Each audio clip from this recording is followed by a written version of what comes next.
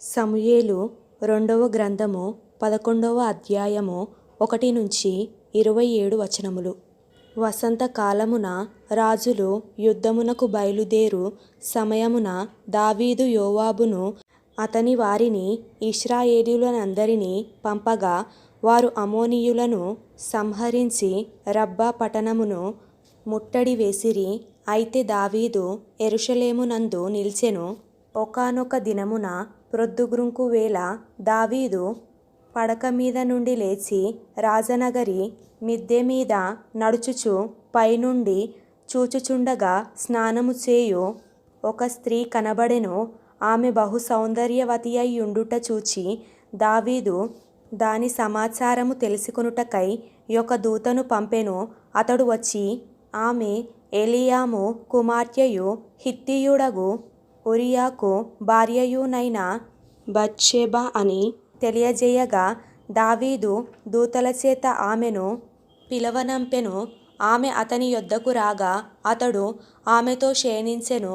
కలిగిన అపవిత్రత పోగొట్టుకొని ఆమె తన ఇంటికి మరలా వచ్చెను.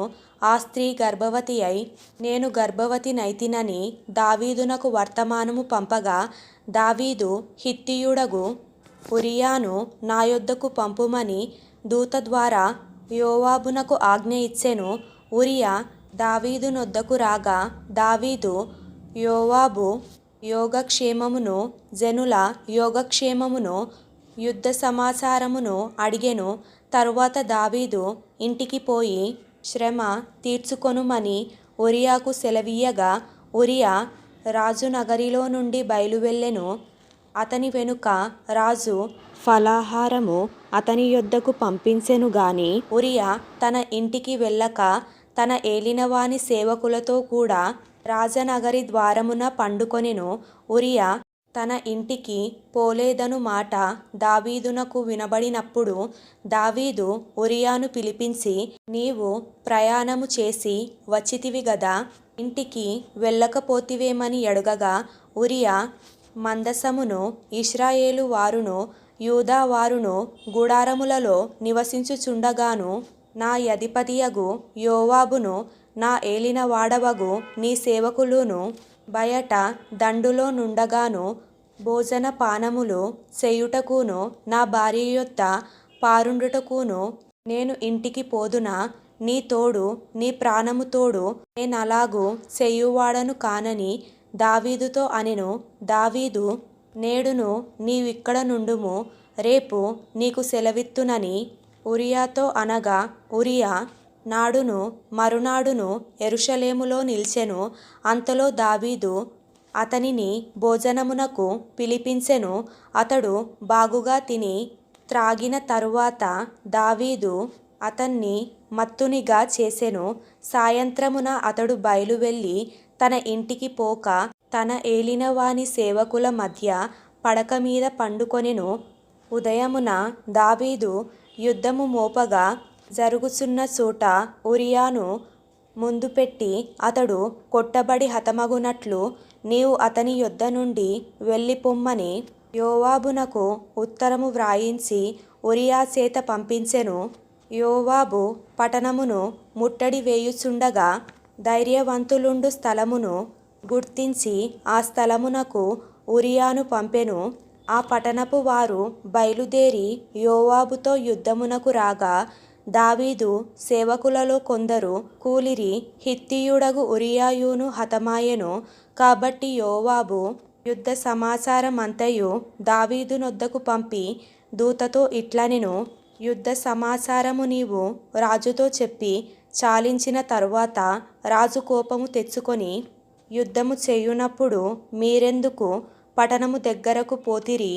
గోడ మీద నుండి వారు అంబులు వేయుదురని మీకు తెలియకపోయెనా? యెరుబ్బెషెతు కుమారుడైన అబీమెలెకు ఎలాగు హతమాయెను? ఒక స్త్రీ తిరుగటి రాతి తునక ఎత్తి గోడ మీద నుండి అతని మీద వేసినందున అతడు తెబేసు దగ్గర హతమాయెను గదా. ప్రాకారము దగ్గరకు మీరెందుకు పోతిరని నిన్నడిగిన యెడల నీవు తమరి సేవకుడగు ఉరియాయు హతమాయెనని చెప్పుమని బోధించి దూతను పంపెను. దూత పోయి యోవాబు పంపిన వర్తమానమంతయు దావీదునకు తెలియజేసెను. ఎట్లనగా, ఆ మనుష్యులు మమ్మును ఓడించుచు పొలములోనికి మాకెదురు రాగా మేము వారిని గుమ్మము వరకు వెంటాడి గెలిచితిమి. అప్పుడు ప్రాకారము మీద నుండి వీలుకాండ్రు తమ సేవకుల మీద అంబులు వేయగా రాజు సేవకులలో కొందరు హతమైరి. తమరి సేవకుడైన హిత్తీయుడగు ఉరియా కూడా హతమాయెను.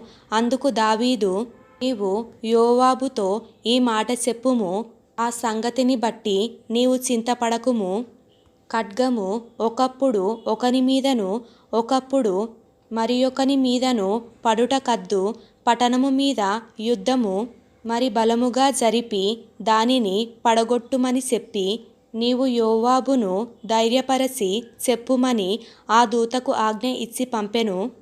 ఉరియా భార్య తన భర్తయగు ఉరియా హతమైన సంగతి విని తన భర్త కొరకు అంగలార్చెను.